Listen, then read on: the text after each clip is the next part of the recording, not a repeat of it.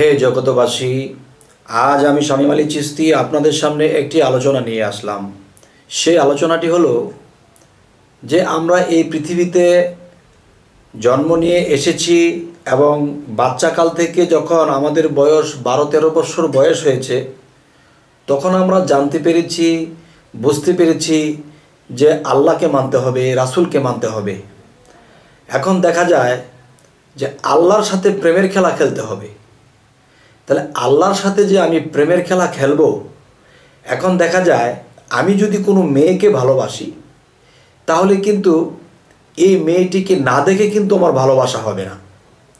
এখন দেখা যায় শুনি যে আল্লাহ নিরাকার, আল্লাহ দেখা যায় না, তো অদেখা বস্তুকে আমরা কিভাবে ভালোবাসতে পারি?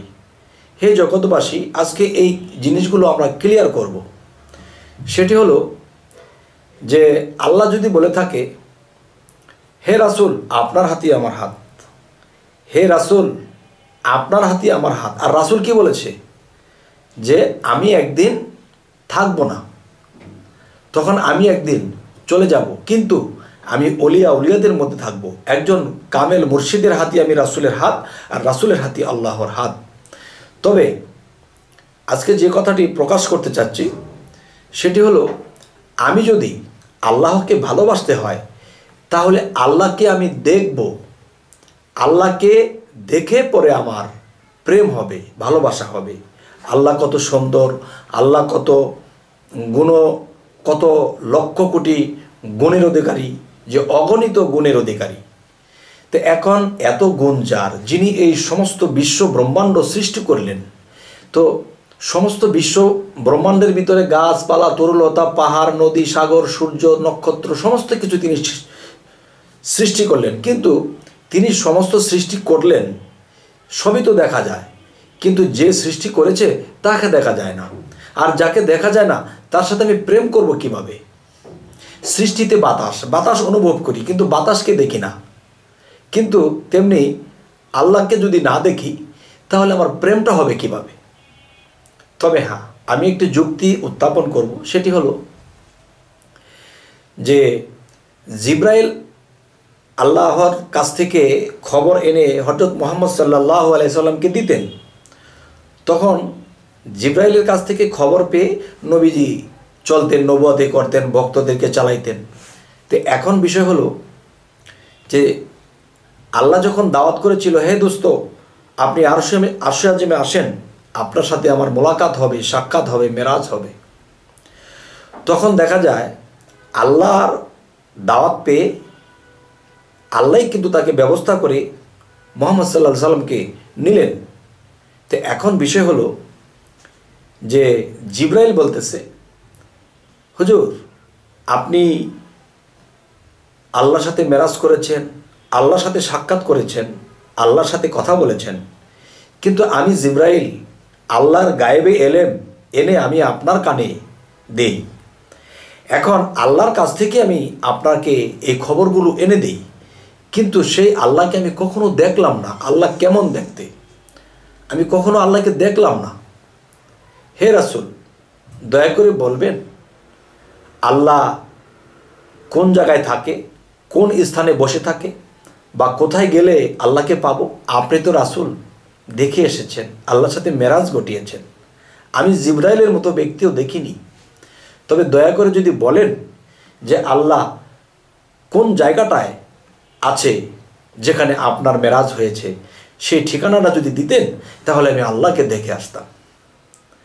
হে জগতবাসী, তখন রাসূল তাকে দিয়ে দিলেন ঠিকানা দেওয়ার পরে আল্লাহ তো জিব্রাইলকে এমন ক্ষমতা দিয়েছে যে এক বলতে বলতে তিনি আরশে আজিম পর্যন্ত পৌঁছাইতে পারেন, এবং আরশে আজিম থেকে তিনি এক বলতে বলতে জমিনে আসতে পারেন। এত ক্ষমতা তার পাখার মধ্যে আল্লাহ দিয়ে দিয়েছেন। তো এখন যে কথাটি বলতে চাচ্ছি সেই কথাটি হলো যে হযরত মুহাম্মদ সাল্লাল্লাহু আলাইহি সাল্লাম তিনি যখন তাকে ঠিকানা দিয়ে দিলেন, তখন এক বলতে বলতে তিনি সেই আল্লাহর সাথে যেখানে মুহাম্মদ সাল্লাল্লাহু আলাইহি সাল্লামের সাক্ষাৎ হয়েছিল সেখানে পৌঁছে গেলেন। এখন জিব্রাইল দেখতে পাচ্ছেন যে এই রাসূল একটা সাদা পাগড়ি তার মাথায় বাঁধতেছে। তখন বলল, আল্লাহ আমাকে এত শক্তি দিয়েছে, এক বলতে বলতে আমি আল্লাহ পর্যন্ত, আরশে আজিম পর্যন্ত পৌঁছে গেলাম। কিন্তু দেখা যায় যে আবার রাসূলের কত গতি, রাসূলের কত শক্তি, যে এখানে রাসূল এসে গেছে আমার আগে। এই দৃশ্য দেখে তখন সে এক বলতে বলতে চট করে জমিনে এসেছে। জমিনে এসে তখন দেখতেছে এই রাসূল তার মাথার যে পাগড়িটা ওখানে বাঁধতেছিল, আর এখানে এসে দেখে তার পাগড়িটা খুলতেছে। তখন বলতেছে, হুজুর আমাকে আল্লাহ এত স্পিরিট দিলেন, আপনাকে তো আল্লাহ আরো বেশি স্পিরিট দিয়েছে, আমার আগে আপনি চলে গেছেন। তাহলে সেখানে আপনাকে দেখলাম পাগড়ি বাঁধতেছেন, এখানে আপনি। তখন জিব্রাইল হতভম্ব হয়ে বলছে যে হে রাসূল, এ কি? তখন রাসূল বললেন, হে জিব্রাইল, তুমি কি এখনো বোঝনি? তখন রাসূলের দিকে যখন তাকিয়ে, তখন জিব্রাইল বলতেছে, হতভম্ব হয়ে তাকিয়ে আছে। তখন রাসূল তার দিকে তাকিয়ে আছে, সে তার দিকে তাকিয়ে আছে। তখন কি হলো? জিব্রাইলের জ্ঞানের পাটগুলো খুলে গেল।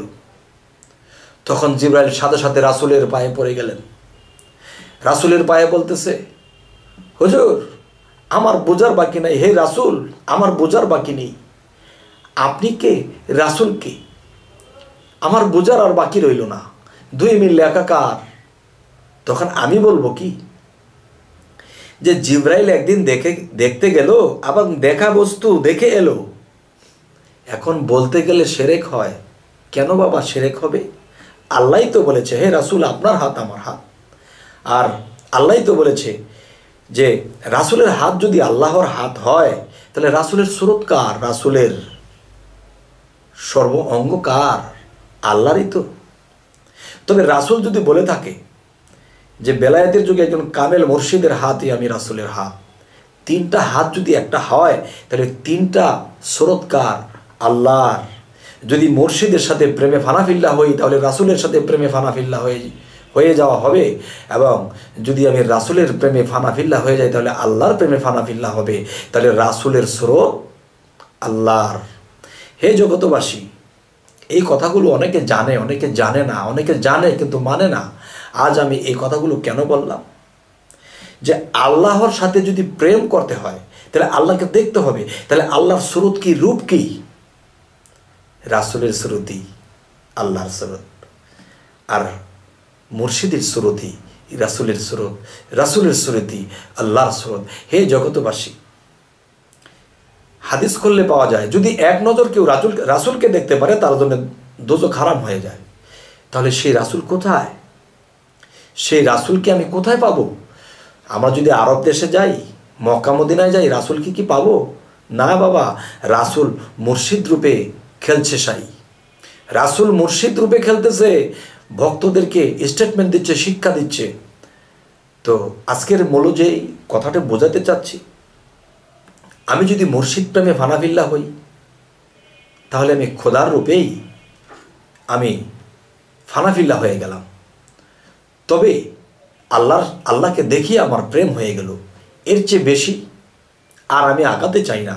হয়তো এর বাহিরেও কিছু কথা আছে, বা এর বিতর্গত মারিফতের দেশে আরও ঢুকলে সেখানে আরও কথা আছে, আরও রূপ আছে, কিন্তু ওই পর্যন্ত আমি যাব না। এই পর্যন্তই আমি রইলাম।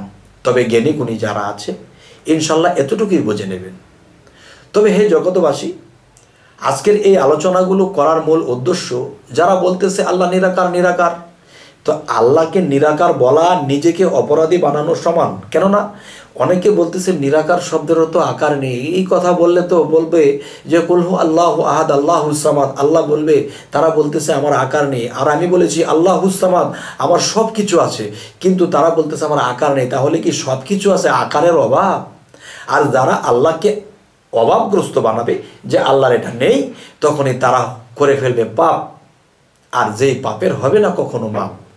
তবে আমার এই আলোচনাগুলো শুনে যদি কেউ বুঝতে পারেন, তবে বিশ্বাস যদি কেউ করেন, তাহলে হয়ে যাবে মাপ। তবে আর সহ্য করতে হবে না সেই দোজখের তাপ। তবে হে জগতবাসী, যে যদি কারো ভিতরে আমার কথায় আঘাত লাগে বা জ্ঞানের মধ্যে দ্বন্দ্ব লাগে, অবশ্যই আমাকে কমেন্ট করবেন। আর যদি আমার ভাগ্যে থাকে যে এমন একজন ব্যক্তির সাথে আমার দেখা হবে, কথা হবে, সেই কথার মাধ্যমে কোরআন ও হাদিস থেকেই আমি এর ফায়সালা ঘটাবো ইনশাআল্লাহ। হে জগতবাসী, যদি আমাদের এই আলোচনা আপনাদের ভালো লাগে তো অবশ্যই সাবস্ক্রাইব করুন, পরবর্তী ভিডিওগুলো পেয়ে যাবেন। তো আজ এই বলেই রাখবো, সকলেই ভালো থাকবেন। আল্লাহ হাফিজ।